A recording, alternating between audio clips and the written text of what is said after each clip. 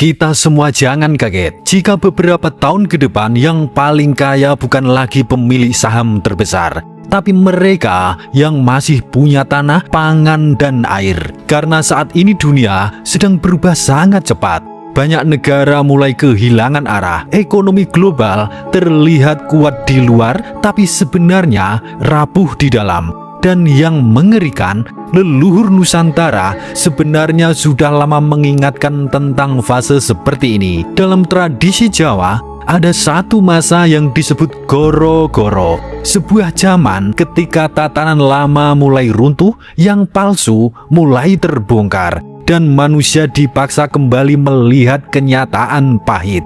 Hari ini, tanda-tanda itu mulai terlihat nyata. Dunia bergejolak, harga pangan naik di banyak negara, perang yang tidak kunjung selesai, energi yang diperebutkan, dan masyarakat dunia mulai hidup dalam kecemasan panjang. Tapi di tengah kekacauan itu, ada satu hal yang mulai membuat banyak pengamat dunia bingung. Kenapa Indonesia masih terlihat tenang? Dan seorang profesor eksatologi Tiongkok membongkar rahasia besar yang membuat dunia tercengang.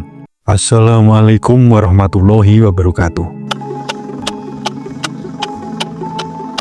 Sebelum kita bedah lebih mendalam, silahkan tulis doa dan harapan panjenengan semua di kolom komentar. Dan bagi sedulur semua yang muslim, jangan lupa tulis sholawat. Atas berkat rahmat Allah SWT, doa-doa kita semua terkabul. Yang pertama, runtuhnya jagat cilik dan ilusi dolar. Sebuah prediksi besar dari Profesor Jiang Shuiqin menyebut kondisi dunia saat ini sebagai runtuhnya sistem ekonomi lama. Dalam sudut pandang Jawa, ini bisa disebut runtuhnya jagat cilik. Dunia kecil manusia modern yang terlalu bergantung pada satu simbol kekuatan, dolar. Selama puluhan tahun, manusia dibuat percaya bahwa kekuatan hidup ada di angka. Angka di rekening, angka di pasar saham, dan angka di layar bursa. Dan perlahan, manusia mulai menjauh dari tanahnya sendiri.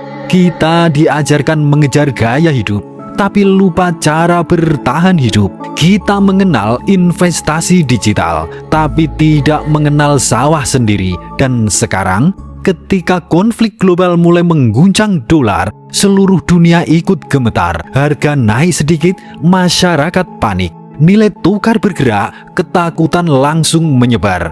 Inilah penyakit terbesar dunia modern, kecemasan kolektif. Manusia hidup di kota besar, tapi jiwanya rapuh karena hidup mereka tergantung pada sistem yang bahkan tidak mereka kendalikan sendiri. Padahal leluhur Nusantara sejak dulu sudah mengingatkan, ojo gumunan lan ojo kagetan. Jangan mudah kagum, jangan mudah panik.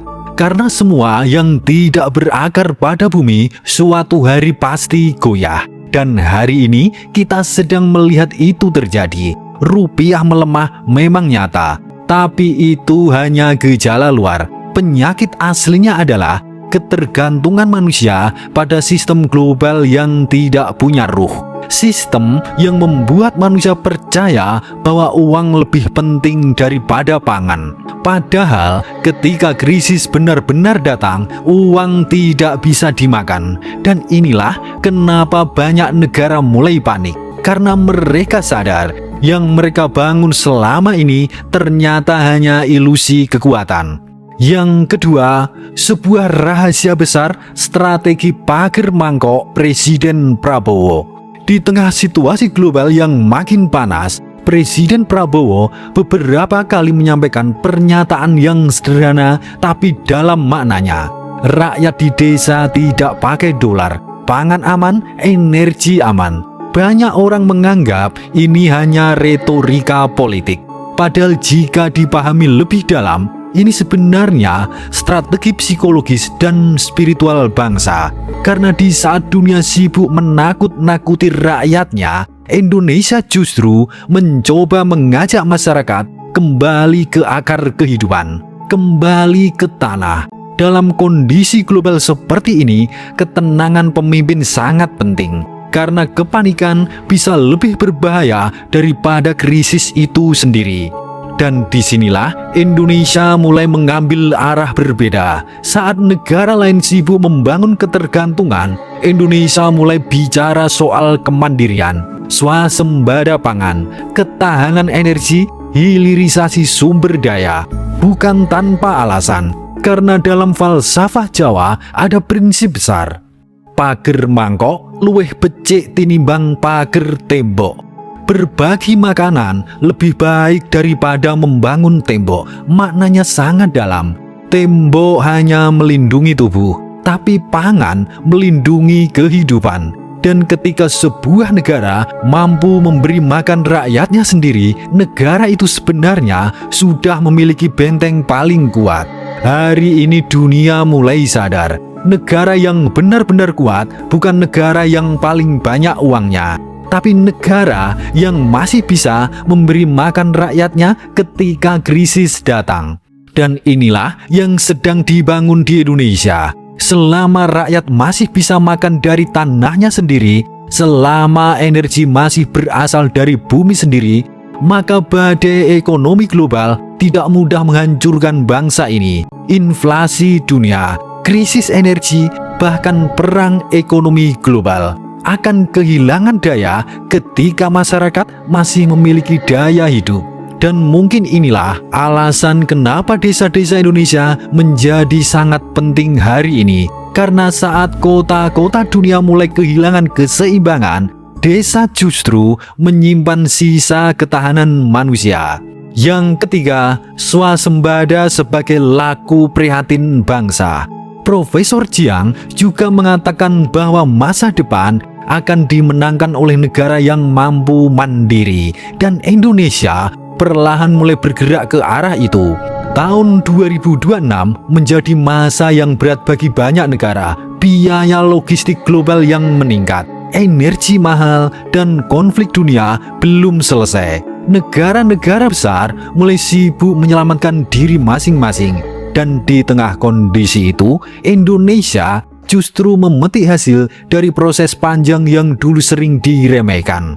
Hilirisasi mulai berjalan, ketahanan energi mulai dibangun dan siap tahun ini. Ketahanan pangan mulai dijaga dan tidak tergantung kepada negara lain. Memang masih belum sempurna, tapi arah perubahannya mulai terlihat sekarang. Dan tanpa disadari, masyarakat juga mulai berubah. Orang mulai sadar bahwa kemewahan sejati ternyata bukan mobil mahal, bukan barang impor, bukan simbol gaya hidup, tapi sesuatu yang jauh lebih sederhana. Beras di dapur, air bersih, dan listrik yang menyala, serta bahan bakar yang tersedia. Sedang terjadi perubahan besar dalam cara manusia memandang hidup, dari gaya hidup menuju daya hidup. Dan ini sangat penting, karena bangsa yang mampu bertahan di masa depan bukan bangsa yang paling glamor, tapi bangsa yang paling siap menghadapi krisis. Leluhur Nusantara menyebut proses ini sebagai laku prihatin. Sebuah fase ketika manusia dipaksa kembali sederhana agar bisa menemukan kekuatan sejatinya. Dan mungkin inilah yang sedang terjadi sekarang. Dunia sedang dipaksa sadar bahwa terlalu bergantung pada sistem global adalah kesalahan terbesar. Dunia boleh panik, tapi Indonesia punya jalan yang berbeda. Pesan Profesor Jiang dan arah yang sedang dibangun Indonesia hari ini seperti bertemu pada satu titik yang sama. Kembali ke bumi, back to soil. Karena di tengah dunia yang semakin tidak pasti, tanah menjadi lebih berharga daripada spekulasi. Pangan menjadi lebih penting daripada pencitraan, dan ketahanan menjadi lebih kuat daripada kemewahan. Dalam ramalan Jawa ada fase yang bernama zaman Kolo Bendu. Zaman penuh kekacauan, zaman ketika manusia kehilangan arah karena terlalu jauh dari nilai kehidupan. Tapi setelah kala bendu akan datang fase berikutnya, zaman Kolo Subo. zaman kebangkitan, ketika manusia mulai sadar siapa dirinya.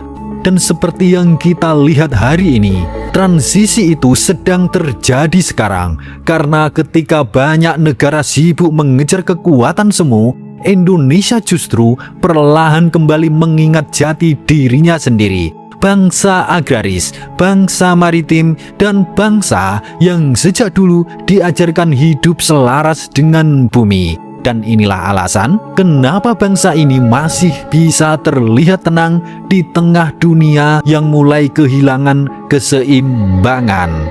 Suradira Jaya Ningrat lebur dening pangastuti. Wassalamualaikum warahmatullahi wabarakatuh.